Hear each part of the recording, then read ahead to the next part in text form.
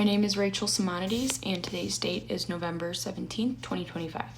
Okay, so I'm in group 11, and the molecular formula given is C10H12O. So we've got 10 carbons, 12 hydrogens, and an oxygen.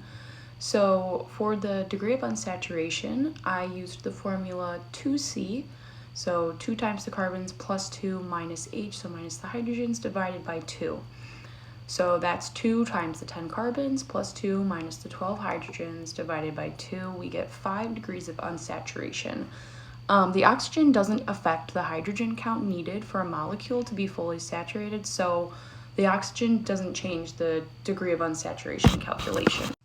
Okay, for the IR table, we are looking at the frequency and the functional groups that coordinate with those frequencies. So first, the strongest and sharpest dip in the IR spectrum that I saw was right here around the 1700 mark, which is in the carbonyl stretch region. And this shape is pretty much exactly what ketones look like. There's also no aldehyde around the 2700 area, which makes it even more indicative of a ketone. So for the 1700 functional group, we've got C double bonded to O.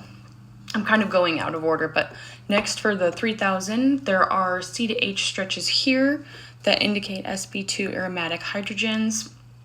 The aromatic C to H stretch confirms a benzene ring. So for that, we've got aromatic C to H.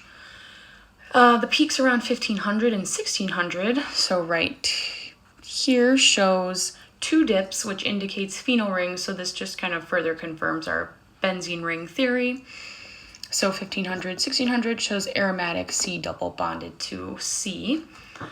Last, the 1200 peak is the fingerprint region. So often aromatics and carbonyl containing molecules show up here.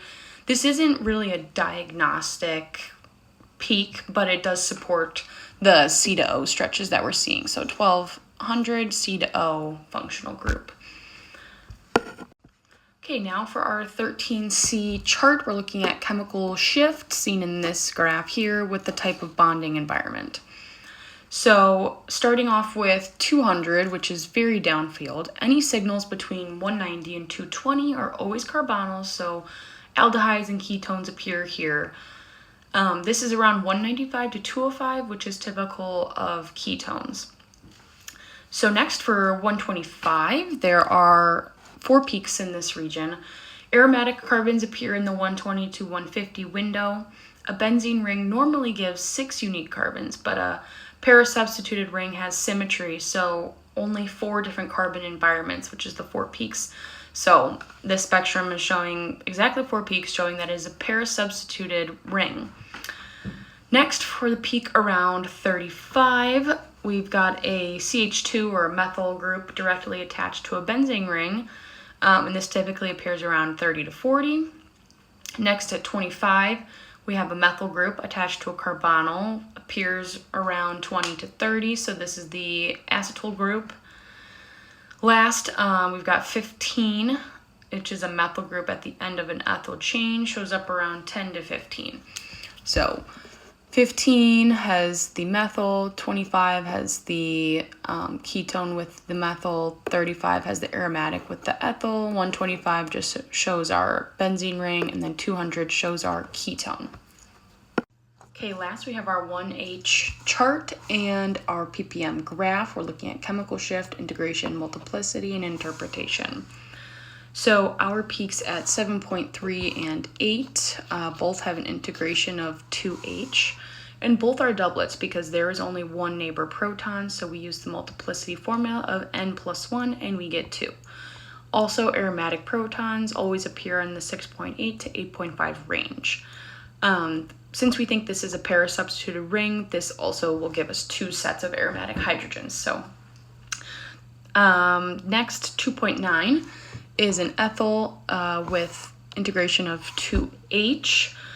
This is attached to an aromatic ring, we think, which usually appears at 2.5 to 3. The quartet comes from 3 neighboring hydrogens. For the 2.5 peak, we've got integration of 3H, a methyl directly attached to a carbonyl, or the ketone, appears at 2 to 2.6 usually. This is a singlet because it's attached to that ketone group, so no neighboring protons to couple with.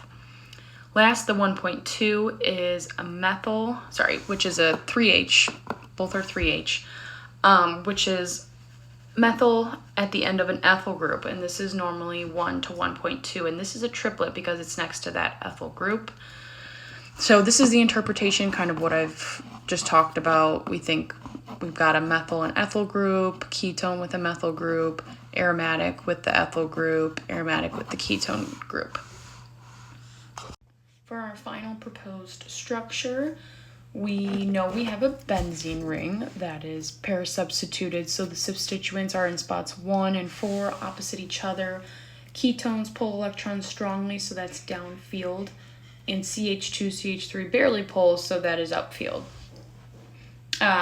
Like I said, we know we've got the ethyl group with a methyl on one side and then ketone with a methyl on the other side. So I believe the finalized structure is p-ethyl acetophenone.